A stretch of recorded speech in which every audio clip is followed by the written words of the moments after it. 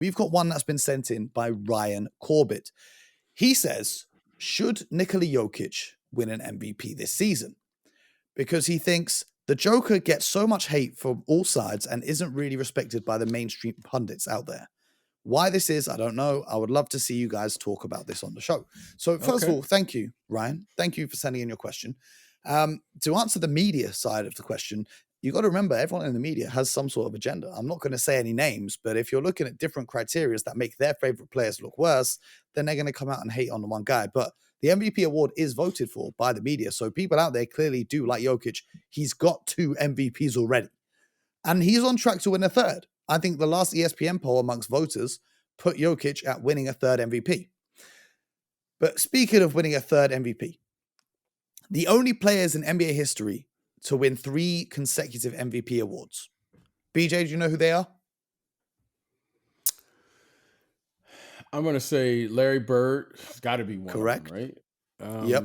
Bill Russell, is he in there? That's right. Yep. How many is it? 4 players have done it? 3? Just 3 have done it so far. I don't know. Kareem. I have no idea. Oh, close. It was Wilt Chamberlain. The other one on that list. Okay. So, before the season began, everyone thought that Jokic wouldn't be in the MVP race because voters get bored and they were like, he's got to do something historic this season to win a 3rd straight MVP. And he's come out and he's done exactly that. He's on track to be the first ever center to average a triple-double throughout season. He's got the Denver Nuggets up to the number 1 seed in the Western Conference. He leads in every single, pretty much, advanced statistic. I'm not going to talk about them. I'm not trying to do the spreadsheets here. But he leads in almost every single advanced statistic and cumulative statistic that you can find. So, BJ, I'm asking you, is Nikola Jokic your MVP so far this season? And if he's not, who is? Mo, I have my own standards of how I view the MVP. Okay. And it has shifted over the years, which is fine. I consider myself an observer of the game, right? It's not me versus anybody, what the media says or what have you. The first, I don't see anyone who dislikes Jokic, right? I don't know how could you not like him. So I don't see that, but maybe it's out there, but I'm not on social media. You got to get more active on social media, BJ. Yeah, you got to get you active. I don't. How could you watch him and not like him? Right? So whoever doesn't like him, I'm considering either you don't like basketball because who wouldn't want to play with him? And he shows up every night as a professional. What is your belief? That's correct. Okay, he's put up massive numbers, individual stats. His numbers, there's been a lot of players that put up numbers. However, my MVP will always be the most impactful player on winning because winning shows up in a way that says not just on the offensive end, on the defensive end as well, because the defense is what allows you to win a championship and play. And there's no perfect player. If you ask me who I think the MVP is this year, it's been Jason Tatum. I think Jason Tatum, you ask me right now, Jason Tatum has been the most impactful player on both sides of the basketball. What he does for his team. He was in the NBA Finals a year ago. Clearly, it wasn't just, now when you look back on it, you go, okay, he didn't just have a good year. No, this guy's better, I think, this year than he was a year ago on both sides of the basketball. He's gone through some adversity with his coach and team and all of those things. And if you're asking me right now, because winning matters to me. It will always matter to me. I get it. Stats and, coaches make decisions to give your team the best way to win, and they play through you on the offensive end, so forth and so on. But if you're saying today, the most valuable player, it's Jason Tatum. I think he, with about 20-something games to go, he is, I watched him last night versus Philadelphia. I think I texted you. And I Yes, love you it did. I love it when players don't play well and they impact the game. I love it when that's when you see who's who and what's what.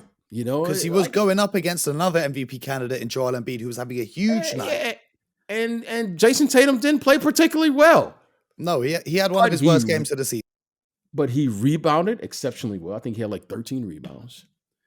And when it mattered most, he showed up and they hung around on the road, I might add. They didn't play well. They Joel Embiid was incredible. I mean, he had 38, 40 points or something. Yep. Philly had the crowd going. It was a great game. I mean, Al Horford, again, they get these incredible, timely contributions, unlikely contributions from players. Al Horford suddenly is playing like Steph Curry. He's shooting threes everywhere, talking to the fans. He had 4 3-pointers in like 5 or 6 possessions. That's what I'm And I saying. love I it because mean, Al you Horford know, came and finessed 100 million from the city of Philadelphia, and that's then what I'm he's come saying. back to haunt them again. Okay, and then in the end of the game, as the game starts getting closer and closer, and the energy rises to another level, Jason Tatum out of nowhere rises to that level and suddenly just makes an incredible play. I mean, that was just an incredible offensive play at the end of the game. Good defense, by I might add. A well played game. It was just better offense. I mean, what can you do? What can you say? They contested it. They knew the play was coming. Jason Tatum just makes a spectacular play. So I think Jason Tatum is the best, most impactful player, and he's deserving of the MVP because of his impact of what he's done. And I think the Eastern Conference from top to bottom is better than the Western Conference this year. Okay. And so if you're asking me, and I'm not taking away anything from Jokic. Jokic is, listen, you could add the numbers up. You could say all those. That's great. But it's in the end, I don't think anyone would convince me and say they're like saying Denver is going to get to the Western Conference Finals, let alone the finals. So I think if he's the MVP, we should at least have the expectations of saying he can carry them to the Western Conference Finals. Right now, Phoenix is going to have something to say about that. Okay, there's teams out there. You know, everyone keeps saying if Golden State's healthy, you know, the Lakers still, you know, Laker Nation is going to still, you know, Dallas. But it's not taking away, say he won't do it. I'm just saying from start to finish this year, in my book, it's been Jason Tatum. Well, first of all, that has shocked me because I was here ready for you to say either Giannis or Joel Embiid. I did not expect for you to say Jason Tatum because I feel like in the popular opinion, he's kind of dropped out of the top 3 of the MVP conversation. The one thing I will say, you know, with your reasoning for the MVP is, you know, Jokic only making the conference finals once and Tatum being in the finals last year. It's a regular season award. It's the regular season MVP. People say they should have a playoff MVP. The playoff MVP is the finals MVP because if you didn't get to the finals and win it, you're not the MVP of the playoffs, are you? So the reason why I think someone could make a case for Nikola Jokic is look at the strength of the supporting cast. Boston might have the deepest team in the NBA. The Denver Nuggets, on the other hand, do not. When you look at all of the candidates for MVP, whether it's Tatum, Giannis, Jokic, their supporting players are far superior than the players on the Denver Nuggets, who are still the number 1 team in their conference and have one of the best records in the entire NBA. So when you say looking at taking a team into the postseason, well, it's a lot easier for Jason Tatum to do that when he's got Jaylen Brown, he's got Al Horford, he's got the Time Lord, he's got Brogdon coming in off the bench, who could be a 6th man of the year.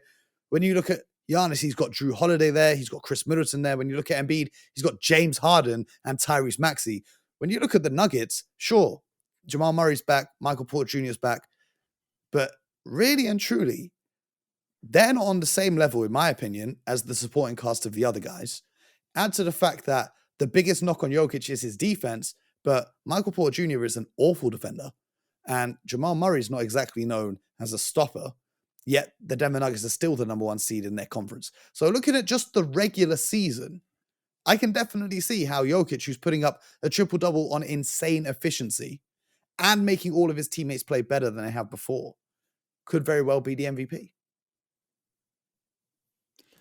I listen. If you want to just put numbers and stats, that's great. You know, when I look at that, and I just don't look at the offensive end. I look at the defensive end. I think Jason Tatum is an all defensive player this year. Why do you have Tatum over Giannis or Embiid then? Because defensively, I think Giannis is far superior to the rest of them.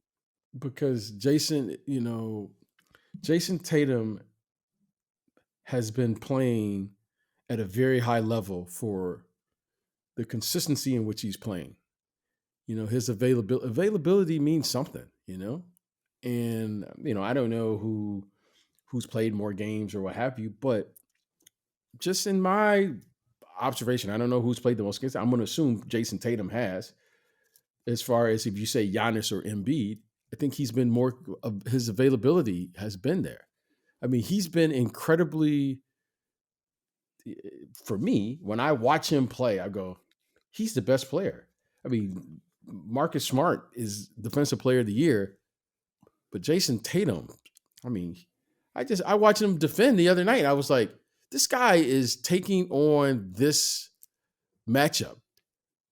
He's taken on that responsibility, not just as a great offensive player, but his shot selection to me has really improved. His patience has really improved. His passing has really improved. I don't know the stats, but he didn't seem to have those careless turnovers like he did. He would have these like awful turnovers. I'm begging you, stop reminding me of the NBA Finals, please. But when you watch him, okay, as I'm watching him, I see growth in his game. Yes. So much so to where I'm saying he plays the game at an elite level on both ends of the floor. And that to me is what has set him apart. It set him up. He plays the game, not just on one half of the game. He guards the other team's best player when he has to. He takes on the double team when he has to. He rebounds, he passes, and he just does it all, which is an impactful way to win. So I just think he's been the most consistent player. I love Giannis. I love Giannis. I love Giannis. Okay. They're currently on a 10-game winning streak, right? Right 14. Now. 14. Yeah, okay, 14. They're 10-0 in the last. I know I read something. They're 10-0, right? Yeah. Jason Tatum, wow. Like I just see him. Yeah, they're on a 14-game winning streak and they're still second place behind the Celtics. I hear what you're saying. And again, the media has their thing, and everyone do your thing. I know it's a new game, but for me, winning matters. I can't put anything past winning. I don't care if you average 100 points a game. You got to win. Do what you got to do to win. Winning matters to me. And Jason Tatum this year and how I view the game because it's a team sport. I can't ever forget that. I just think he's been the best out of everybody in the league thus far. And in terms of your question about games played, Tatum has played 57 at the time of recording. Embiid's played 47.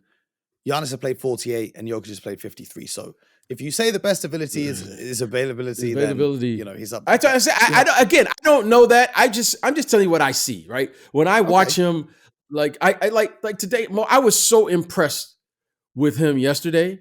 Like that was an impressive, he wasn't even at his best and he was still the best player. That lets me know, say this. If you're going to beat the Celtics, you better have beat them last night because Jason Tatum wasn't very good. Nope. You're not going to get that type of effort back to back with a great player. So in the way I look at it going, okay, if you can't beat him when he plays like that, you literally have no chance to beat him because he's a great player. He's not going to play. He's not going to have two bad games back to back. So in a 7-game series, that's over. In this Joel Embiid can't play any better. Al Horford and them guys, they made the big fella work. Okay. The big fella was sensational. I mean, the guy, Joel Embiid was sensational. Just a little bit of flopping in there. He did a little bit, but that's what he does. But you know what? I don't think there's much you can do As No, far as adjusting, I don't think there's much Doc could do. I don't think there's no, much 76ers, but there's a I, lot that I saw that the Celtics could clean up.